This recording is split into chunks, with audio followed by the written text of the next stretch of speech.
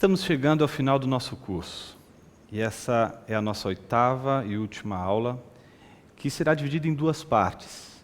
Na primeira parte, nós vamos considerar o evidencialismo, tentando ainda orientar a tarefa da apologética no contexto da esfera pública e mostrando como alguns apologetas têm desenvolvido a apologética nesse contexto. E, por outro lado, no segundo momento, na segunda parte, nós vamos desenvolver uma reflexão sobre uma outra proposta dentro da apologética, chamada de pressuposicionalismo, que é uma outra opção de tratamento da defesa da fé na esfera pública e que é aquela que eu gostaria de defender como sendo a mais adequada para o apologeta que quer, ao mesmo tempo que desenvolver a defesa da fé dentro da igreja, desenvolver também a defesa da fé para além da igreja na esfera, por exemplo, pública. Então, essa primeira parte da aula eu quero me dedicar a falar um pouco sobre o evidencialismo como um posicionamento apologético defensável dentro do contexto cristão e que tenta lidar com essas questões relacionadas às evidências. Boa parte do evidencialismo, dessa tentativa de cristãos defenderem a fé, mostrando que a existência de Deus há também evidências para a existência de Deus, há evidências para os artigos da fé, há também uma influência muito forte daquilo que a gente em geral chama de apologética clássica. Toda apologética clássica é uma apologética que tem em alta conta a razão na tarefa de exposição e da defesa da fé cristã. É como se a gente pudesse qualificar a apologética clássica como um movimento que a gente poderia nomear a partir da seguinte sentença latina: intellectus quaerens fidei, ou seja, o intelecto em busca da fé, ou seja, a compreensão para se crer. Eu compreendo para crer. O movimento de que é necessário entendimento para crer. Óbvio que nenhum apologeta clássico, por conta de entender que a compreensão conduz à fé, estaria caindo necessariamente em gnosticismo, a ideia de que a fé que salva é produto do conhecimento, não é? Aquilo que os gnósticos tanto ensinavam, né? De que a salvação está no conhecimento, né? Óbvio que esses apologetas cristãos clássicos que a gente vai encontrar ao longo da história da defesa da fé cristã, como é o caso, por exemplo, do próprio Tomás de Aquino, não é?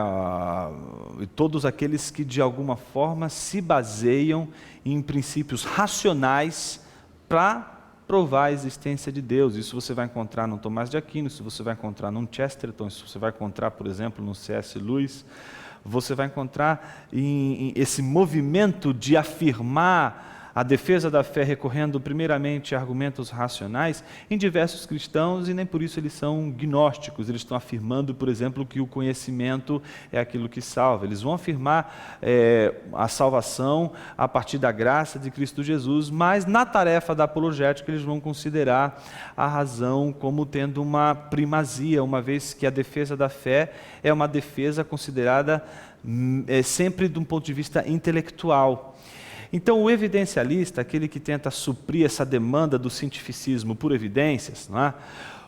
Evidências também para a fé, acaba se alimentando dessa apologética clássica baseada no princípio de causalidade. Deixa eu explicar o que é esse princípio. O princípio de causalidade é um princípio de ciência muito forte, muito impactante na história do pensamento ocidental. E o que diz o princípio da causalidade? Diz que tudo que existe tem uma causa. Se você negar o princípio de causalidade, simplesmente você não tem ciência. Isso você vai encontrar em Aristóteles, isso você vai encontrar em Newton, Isaac Newton, lá nos Principia, que tanto inspirou Kant para denominar ciência como conhecimento universal e necessário. Então, é o conhecimento baseado exatamente no princípio de causalidade, que é um conhecimento universal e necessário. O conhecimento da causa é um conhecimento portanto, científico. Então, conhecer a causa é fazer ciência. Então, se você conhece a causa, então você conhece, de fato, aquilo que responde à pergunta, não é por que as coisas são como elas são, e não como as coisas são. A ciência não quer descrever as coisas, não quer descrever processos. Ela quer dizer por que as coisas são como elas são. E somente o princípio de causalidade, segundo essa apologética clássica, é capaz de dar ao ser humano as respostas às perguntas relacionadas ao porquê. Portanto, as perguntas racionais. Então, responder às perguntas referentes ao porquê as coisas são como elas são, é dizer as causas das coisas. Então, o princípio de causalidade é o princípio que diz que tudo o que existe tem uma causa. O princípio, então, da causalidade vai determinar uma série de argumentos em prol da existência de Deus, que vão ser os argumentos que sempre, ou quase sempre, os evidencialistas lançarão mão para refutar ou para defender a fé cristã nesse contexto, principalmente chamado de cientificista. Existem vários argumentos pautados no princípio da causalidade que são usados pelos apologetas clássicos e evidencialistas para determinar a existência, ou no mínimo mostrar que é plausível a crença na existência de Deus a partir de princípios de causalidade. Então existem vários argumentos. Não é possível a gente tratar de todos eles, precisaria de um curso só para tratar dos possíveis argumentos em prol da existência de Deus baseados no princípio da causalidade. Mas existem pelo menos 4 argumentos que sofrem muitas variações, e por isso a gente tem tantos argumentos em prol da existência de Deus. Mas a gente poderia até chamar esses 4 argumentos principais de uma maneira genérica, ou seja, sempre esses argumentos que existem em prol da existência de Deus, eles acabam se enquadrando nesses 4, digamos, tipos de argumento, que também são argumentos. Quais são eles? O primeiro deles e o mais famoso é o argumento cosmológico. Então, cosmo de mundo, né? de estrutura do mundo que vivemos, não é? E lógico que é uma explicação, uma ciência do mundo. Então, o argumento cosmológico é um argumento que visa mostrar a ciência do mundo, ou seja, aquilo que explica o mundo. Então, o argumento cosmológico ele está baseado na seguinte argumentação: se tudo que existe tem uma causa, e o mundo existe, então o mundo tem uma causa. Esse é o argumento básico do argumento que sustenta a reflexão cosmológica da existência de Deus. Esse argumento está presente principalmente no século XIII, na chamada teologia escolástica, e ela foi fruto de um desdobramento na teologia, principalmente de Tomás de Aquino, quando ele vai tratar da questão da existência de Deus na Suma de Teologia, logo na primeira parte, quando ele vai trabalhar as 5 vias, não é, que provam a existência de Deus. Óbvio que, antes de fazer isso, sabe o que Tomás faz? Ele faz uma distinção entre argumentos evidentes e autoevidentes. Ele vai mostrar que existem, que ninguém vai conseguir provar que Deus existe a partir de autoevidentes, não é? De argumentos que sejam patentes, tais como, por exemplo, todo é maior do que suas partes. Mas as evidências que serão apresentadas para provar a existência de Deus, elas são como as 5 vias que provam a existência de Deus, todas elas baseadas no princípio da causalidade. E o que diz esse princípio? Esse princípio diz que tudo que existe tem uma causa. O mundo existe, logo o mundo tem uma causa. Esta formulação do argumento que vai orientar muito os argumentos de Tomás em prol da existência de Deus, não chegou até Tomás à toa. É fruto da interferência e da influência dos filósofos árabes chamados Falsifa e também dos teólogos árabes, os Mutekalim, que eram pensadores árabes muçulmanos que incorporaram na sua reflexão toda a tese aristotélica, todo o princípio de causalidade que era defendido por Aristóteles, essa ideia de que tudo que existe tem uma causa, e aplicou todo o princípio de causalidade que Aristóteles usava para fazer a ciência do mundo a Deus. Então a mesma coisa Tomás de Aquino vai fazer com relação à doutrina de Deus cristã. Ele vai trazer para dentro da teologia cristã o mesmo recurso que os árabes estavam usando para provar a existência de Deus a partir de uma reflexão baseada no princípio de causalidade aristotélico, e então aplicada agora ao cristianismo. Era isso que Tomás de Aquino usufruiu dessa recepção que ele recebeu dos filósofos árabes que tanto influenciaram ele, talvez os mais importantes, Avicena, Averroes e Al-Farabi. É deles, em especial de Al-Farabi, Al-Kindi também, a ideia do princípio de causalidade como uma via para provar a existência de Deus. Al-Ghazali dizia, que é um outro filósofo árabe importante e que afirma, por exemplo, o princípio de causalidade no que diz respeito à existência de Deus, inspirou também Tomás a afirmar exatamente isso, de que tudo o que existe tem uma causa, o mundo existe, logo o mundo tem uma causa. E aí, nesse sentido, você teria um argumento, não é melhor dizendo, um argumento para provar a plausibilidade da existência de Deus como causa de tudo isso. Veja, o princípio de causalidade foi usado por Aristóteles, que não era um cristão, que acreditava que Deus existia, que Deus era uno, mas dificilmente a gente poderia acreditar que a teologia de Aristóteles é compatível com a teologia cristã. Por exemplo, Aristóteles entendia que Deus é o primeiro motor imóvel, que não é movido por nada, mas move todas as coisas. Ele é a causa primeira. Ele não conhece a si mesmo e não conhece o mundo que ele causou. Ele não é um Deus criador. Não há um princípio de criação na leitura que Aristóteles faz de Deus. Deus para Aristóteles é uma causa, e uma causa significa que ele não tem relação nenhuma com o causado.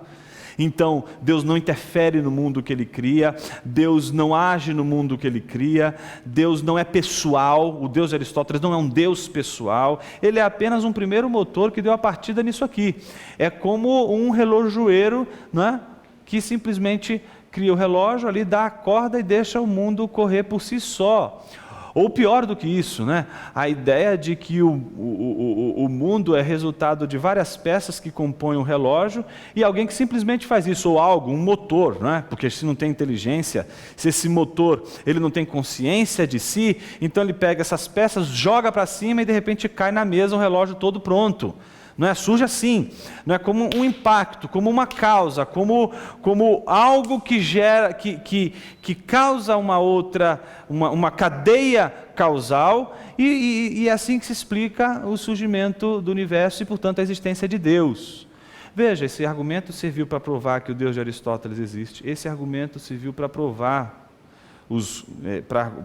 em relação aos muçulmanos, provar que Deus, o Alá, existe, e ele também está sendo usado por Tomás de Aquino para provar que Deus existe. Ou seja, o princípio de causalidade, ele é um princípio que é usado por qualquer, e pode ser usado por qualquer pensamento que seja religioso e que queira mostrar que existe uma causa primeira para esse universo.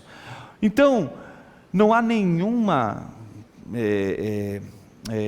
determinação do princípio de causalidade com relação a quem é esse tipo de Deus, mas simplesmente que há uma causa. Então, o argumento corre exatamente assim: todas as coisas que existem têm uma causa, o mundo existe, logo existe uma causa. Mas como eu sei que essa causa é Deus? O Deus da Bíblia, e não Alá, e não o Deus de Aristóteles.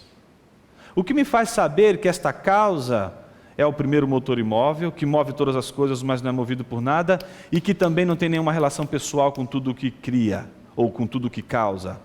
Como é que eu posso provar que este Deus é o Deus da Bíblia, que esse Deus é o Deus trino? Então parece que o argumento cosmológico, ele só consegue provar que há uma causa a partir do princípio de causalidade. Mas quem é essa causa? Quem determina essa causa? Quem é essa causa? É Deus? É um ser inteligente? Ou é só um motor? Ele é um ser que se envolve com a criação? Não se envolve com a criação? Ele cria mesmo? Sequer dá para a gente defender a criação de acordo com o princípio de causalidade. A causalidade não é uma criação, não é um processo criativo. A criação demanda uma outra relação que não é a causal. Então a gente teria apenas argumentos que de fato dizem que o mundo tem uma causa. Mas a pergunta ainda fica: como eu sei que essa causa é Deus?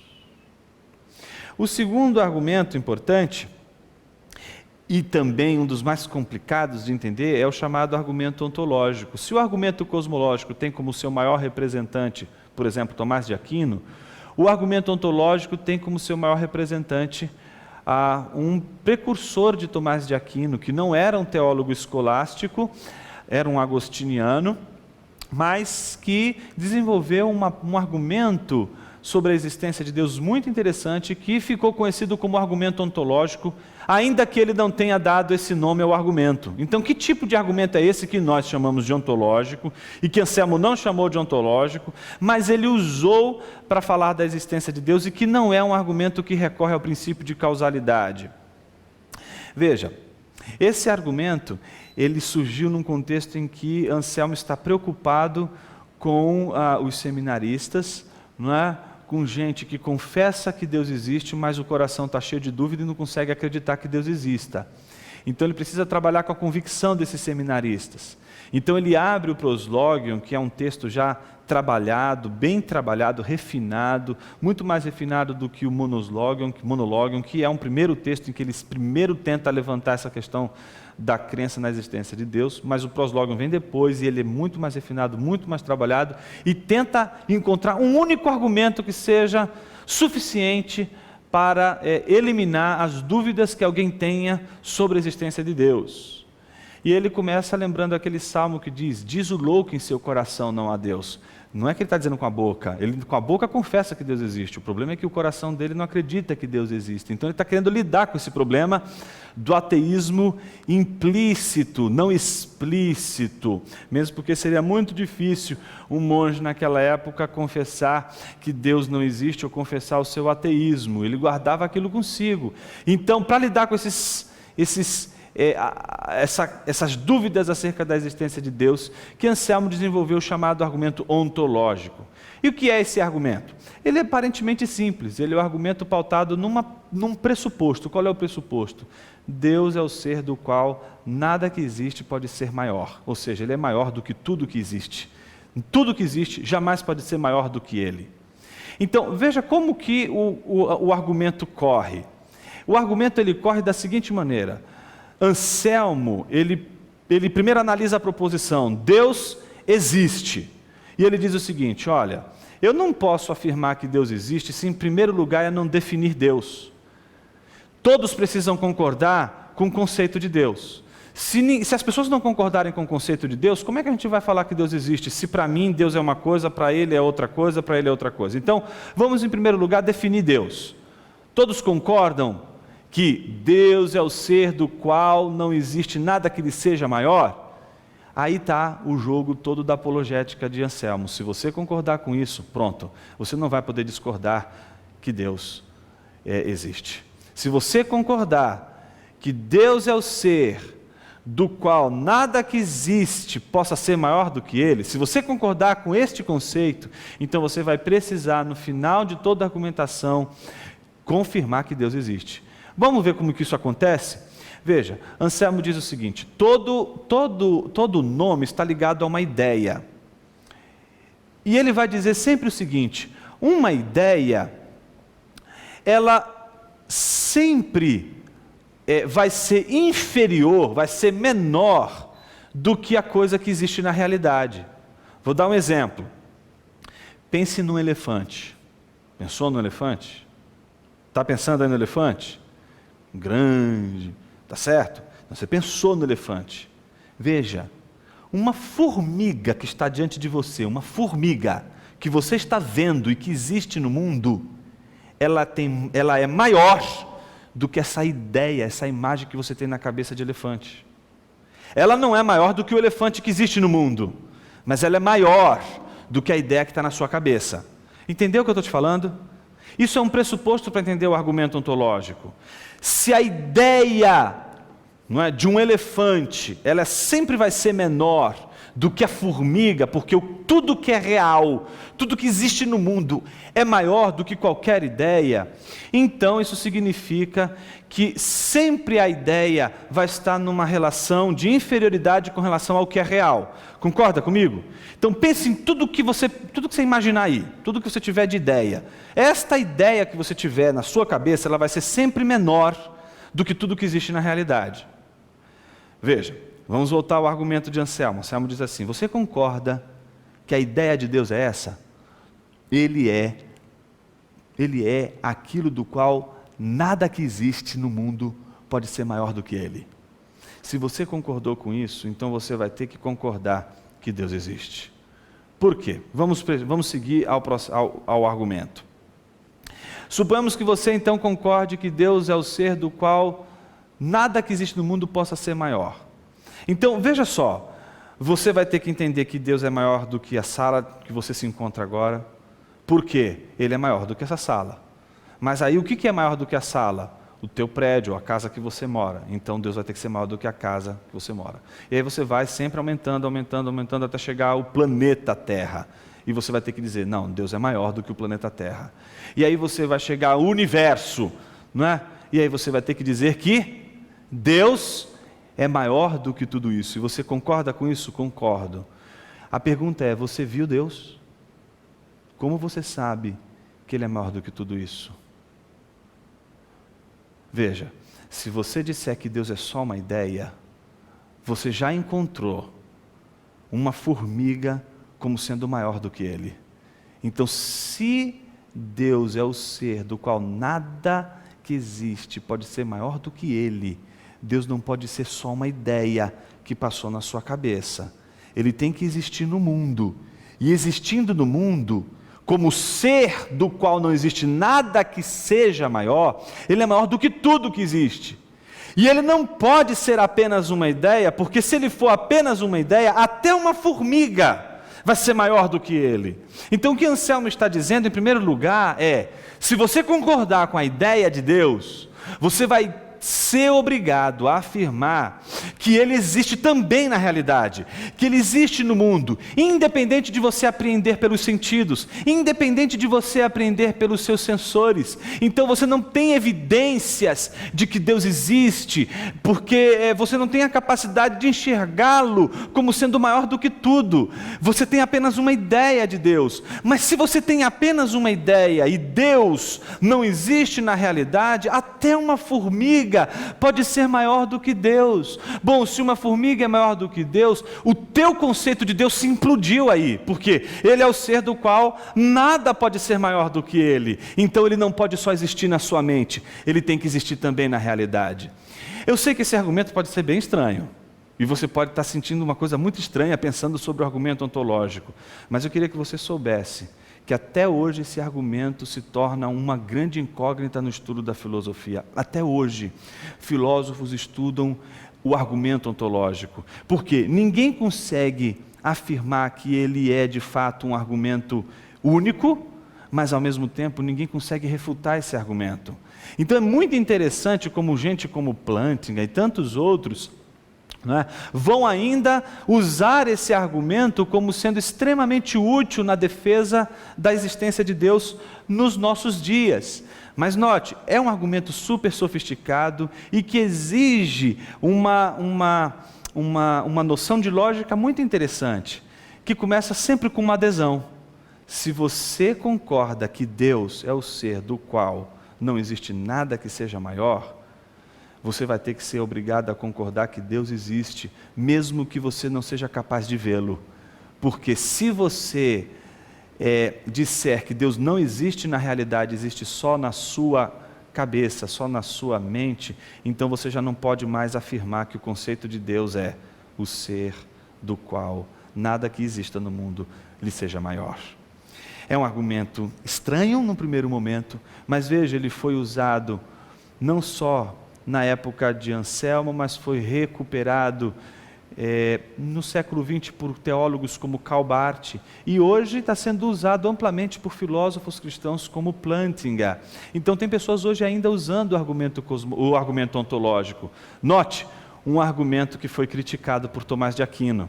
Tomás de Aquino apresenta o argumento cosmológico para criticar o argumento de Anselmo e dizer: não, Anselmo, você não me deu evidências de que Deus existe, você está ainda atuando apenas na ideia do conceito, e a gente precisa mais do que isso, a gente precisa de evidências, a gente precisa de provas, e o argumento cosmológico oferece isso de uma maneira melhor. Esse vai ser o caminho de Tomás de Aquino, obviamente abordando aqui de uma maneira muito simplista e muito didática. Mas ainda faltam dois argumentos. O terceiro argumento, ele é o argumento teleológico. Teleológico vem de telos, de finalidade, ou seja, é aquele argumento que entende que tudo que existe tem sentido, tem uma razão de ser. Elas não estão aí porque elas são um grande absurdo. Esse argumento é muito importante, porque é o argumento que vai procurar o seguinte: todas as coisas têm uma razão de ser. Não é? Todas as coisas que existem têm uma razão de ser. O mundo existe, logo o mundo tem uma razão de ser, o mundo tem um sentido. Então, o argumento teleológico vai ser aquele argumento que vai buscar na própria natureza e no próprio mundo a razão de ser das coisas. E encontrando uma razão de ser das coisas, então ele vai dizer: está vendo? Deus existe, porque Ele é o sentido de todas as coisas, Ele é a razão de ser de todas as coisas.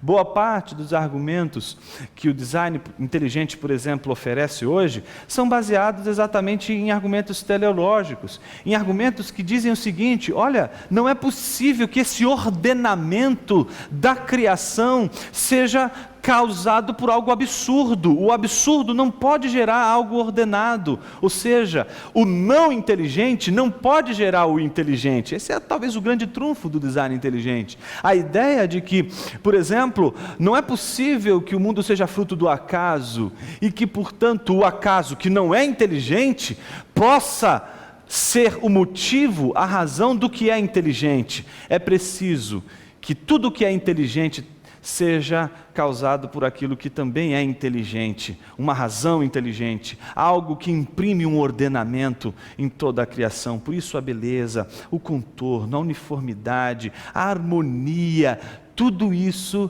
ela é fundamentada no princípio ordenador do universo. O mundo faz sentido. Nem sempre as pessoas conseguem observar no mundo isso, por isso você vai encontrar uma resistência, principalmente nos movimentos pós-guerra, não é? Em especial dentro do contexto da filosofia existencialista, não é? A filosofia do desespero, a filosofia do absurdo, uma negação do sentido último das coisas.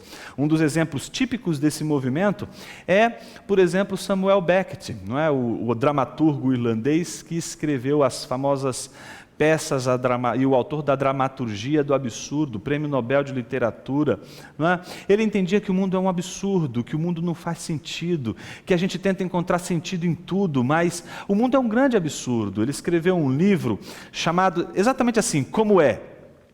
E o livro tem mais ou menos umas 250 páginas, e qualquer página que você abrir, do começo ao fim do livro, é mais ou menos assim. Vou fazer uma citação parecida com a do livro. Pi, laranja, bola, atravessou a rua, explodiu, mas o avião caiu. Ah, a borboleta é tão bonita. Ah, a terra, puxa vida, as estrelas. Nossa, eu estou com vontade de comer chiclete. Então assim é cada parágrafo. Não faz sentido o livro do começo ao fim. Então, como é que esse Prêmio Nobel de Literatura encarou essa obra? Como um desafio ao leitor. Por que você tem que ler livros e tentar entender e encontrar o sentido no livro que você está lendo? Você precisa aprender que a vida é um absurdo e que a gente vivencia coisas que são absurdas. Então, por que você não pode ler um livro que você não entende? Por que você precisa entender o livro? Então, ele desafia o leitor a ler um livro do começo ao fim sem querer encontrar uma razão de ser daquele livro. O pior de tudo é que esse livro foi traduzido para o português, não sei como. Mas, enfim, o que isso significa? Que para o Beckett, o mundo é um absurdo, e você vai encontrar pessoas que vão dizer: olha, o mundo não faz sentido, não existe uma razão de ser para as coisas, não há uma finalidade para o mundo está aí, é um absurdo, não faz sentido, não existe sentido nesse mundo. Ah, mas puxa vida, se não tiver um sentido, como é que eu vou viver? Eu preciso de um sentido para viver. Pois é, esse é o desafio da filosofia do absurdo. O mundo não tem sentido, encontre um sentido. Faça algo da vida aí, qualquer coisa um sentido, porque não existe mesmo nenhum sentido, então faça de qualquer coisa um sentido para a vida, mas não tente encontrar na vida um sentido último. Veja, o Beckett ele está querendo mostrar que o homem é escravo do sentido, e por isso ele precisa se livrar disso. O argumento teleológico, o argumento que vai dizer que tudo tem um sentido, ele vai dizer, esquece isso, a vida é um absurdo, não faz o menor sentido, você tem que abandonar essa escravidão que você tem do sentido. Veja como o argumento do absurdo é muito semelhante ao argumento do relativismo. O relativismo diz, tudo é relativo, e aí você simplesmente diz assim, posso relativizar isso que você acabou de dizer? E aí você vê na hora a contradição do relativismo se tornando explícita. A mesma coisa acontece com a filosofia do absurdo, e é isso que o argumento teleológico tenta mostrar, que o argumento do absurdo não se sustenta, o argumento de que o mundo é fruto do acaso, de que tudo isso aqui é um fruto do absurdo, que não há sentido último, isto não faz sentido. E aí ele vai fazer a seguinte pergunta, quando aquele que defende a filosofia do absurdo disser, o mundo não faz sentido, o mundo é um grande absurdo e não existe um sentido para a vida. Então você deve perguntar para ele, isso que você acabou de dizer faz sentido? Se ele disser não faz sentido, a grande pergunta é, por que acreditar que o mundo não faz sentido, se não faz sentido também acreditar que o mundo não faz sentido? Ou seja, aquele que diz que o mundo não tem nenhum sentido, ele é tão escravo do sentido como aquele que afirma que todas as coisas têm um sentido último. Por quê? Para ele só faz sentido acreditar no mundo que não faz sentido. Veja como ele também é refém da teleologia. Ele é refém da busca por um fim último. Ele também é refém da busca por um sentido. E é esse o caminho que o argumento teleológico vai trilhar. Mostrar que o mundo não é fruto do acaso, mostrar que o mundo não é fruto de um absurdo, que o mundo é ordenado, ele tem ordem, ele tem um fim último, ele tem uma razão de ser. O quarto e último argumento, aquele com o qual a gente vai encerrar a nossa primeira parte da nossa última aula, dedicada a trabalhar a apologética clássica, a apologética que tenta encontrar evidências para provar que Deus existe ou para trabalhar a crença em Deus, é o argumento chamado moral, um argumento importantíssimo. Talvez um dos maiores representantes desse argumento moral da contemporaneidade seja C.S. Lewis, um daqueles que mais lançou mão do argumento moral para falar da existência de Deus e para mostrar o quão plausível é acreditar em Deus, e que um ateu, portanto, não teria razão nenhuma para viver num mundo ordeiro, com ética, porque ele nega exatamente o fundamento da moral que seria Deus. Veja como funciona o argumento moral. Se Deus não existe, vai dizer C.S. Lewis, valores, deveres morais, uma ética objetiva não existe. Mas olha o que acontece, valores e deveres morais objetivos existem. Se estas coisas existem, então é porque Deus existe. Se Deus não existe, não existe o certo e errado, não existe o correto, não existe o verdadeiro, não existe o bem e o mal. Mas olha, existe o certo e errado. Existem valores que são de justiça, de bondade. Se isso existe, então Deus existe. É mais ou menos o argumento mais da literatura, usado amplamente por Dostoiévski, em suas obras. Se Deus não existe, vale tudo. Mas é assim o mundo que a gente vive? O mundo que a gente vive é um mundo onde vale tudo? Não. Parece que a gente vive num mundo, principalmente no contexto ocidental, mesmo tomado pelo secularismo, a gente vive tomado por um mundo onde existem valores éticos e morais que determinam a nossa vida e nos protegem contra as injustiças. Se esses valores existem, é porque Deus existe. Esse é o argumento moral defendido por C.S. Lewis. Se Deus não existe, então valores morais não existem. Ora, valores morais existem, então isso significa que Deus existe. Esse é o argumento moral, e veja como ele é importante. Quando um secularista ele relativiza a moral e diz, olha, não existem valores absolutos com relação à moralidade, ele dá um tiro no próprio pé. Tem um livro maravilhoso, escrito por Flannery O'Connor. Eu aconselharia você a ler uma hora dessas esse livro, chama-se Sangue Sábio. Uma das cenas desse livro é fantástica, é a história de um pastor que, sendo filho de pastores, ele resolveu, apostatou da fé e disse, Deus não existe. E aí ele caiu no niilismo profundo, nessa crença de que não existem valores últimos, de que os valores morais são questões culturais. E aí ele começou a pregar a igreja que não crê na existência de Deus, a igreja dos ateus. E ele era o pastor dessa igreja, o pastor da igreja niilista. E ele ia até a praça pregando que Deus não existe, que não existem princípios valorativos últimos, que vale tudo. E ele percebe que ele faz uma campanha, alguns escutam a pregação dele, ele sendo filho de pregador, então ele tinha já o traquejo todo da pregação, e ele usando todo aquele traquejo para pregar que Deus não existe, que não existem valores últimos, não foi suficiente para montar uma igreja. Então ele, de repente, meio desmotivado, vai para uma outra cidade para tentar ver. Acho que o problema é a cidade que eu estou. Vou tentar pregar em outra cidade, fundar a igreja em outra cidade. No meio do caminho, ele é uma pessoa que não acredita em autoridade, que não se submete a nenhuma autoridade. Ele é a autoridade máxima de sua vida. Ele está para além do bem e do mal, dirigindo o seu automóvel. Quando, de repente, é a sirene da polícia parando do lado dele, pedindo para ele encostar. Ele resolve encostar o carro. E aí, quando o policial diz para ele o seguinte, o senhor sabe que o senhor estava acima da velocidade permitida? Ele diz, sei sim.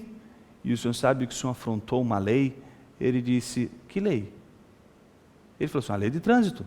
Eu não reconheço lei nenhuma, a única lei que eu conheço é a minha lei. Eu obedeço apenas os meus princípios, que considero como sendo subjetivos e suficientes para eu viver. Eu vivo de acordo com as minhas leis. Meu senhor, o senhor quebrou uma lei, um valor último. Não quebrei nenhum valor último, a medida de todos os valores sou eu mesmo. Então aquele policial, vendo que aquele cidadão não ia respeitar a lei, ele usou um argumento não teleológico, não usou o argumento cosmológico, não usou o argumento ontológico, ele usou o argumento da bala. Ele simplesmente levantou a blusa e mostrou a pistola para o sujeito, para o pastor niilista. E disse assim, o senhor pode parar o carro ali, por favor? E ele, não senhor, claro. Diante desse argumento, ele foi absolutamente convencido. Parou o carro do lado. No que ele parou do carro, ele disse, o senhor, por favor, saia do carro. E ele saiu do carro. E o senhor sente ali, por favor? E ele sentou ali. Enquanto o policial foi atrás do carro e empurrou o carro desfiladeiro abaixo. O sujeito viu seu carro despencar na montanha e explodir lá embaixo. E o pior de tudo, ele não poderia reclamar pelos seus direitos. Ele não poderia dizer, você não fez isso comigo, você não poderia ter feito isso comigo. Isso foi uma grande injustiça, porque para ele defender os seus próprios direitos, ele precisaria acreditar que existe um valor último. Ele precisaria acreditar que existem valores morais absolutos, independentes da sua perspectiva, independente do seu posicionamento. O argumento moral está aí para dizer que se existem valores que nos protegem, é porque Deus também existe. Porque esses valores morais não vão encontrar fundamento último nas evidências. Eles vão encontrar um fundamento último na causa última, que é Deus. É preciso provar que Deus existe, para provar que os valores morais existem. E aí, nesse sentido, o argumento moral vai se basear também no princípio da causalidade, de Deus como a causa última, que mantém, por exemplo, toda a questão do valor ético, do valor moral, como sendo dependente da existência de Deus. Se existem valores, portanto, acima do sujeito, é porque existe um fundamento para esses valores, e a causa última desses valores será, portanto, Deus. Esse, então, é o último argumento, o argumento moral. Vimos hoje que a apologética clássica e evidencialista tenta mostrar a plausibilidade da crença em Deus a partir de elementos e de uma racionalidade. Ou seja, é razoável acreditar que Deus existe porque é razoável acreditar que tudo que existe tem uma causa.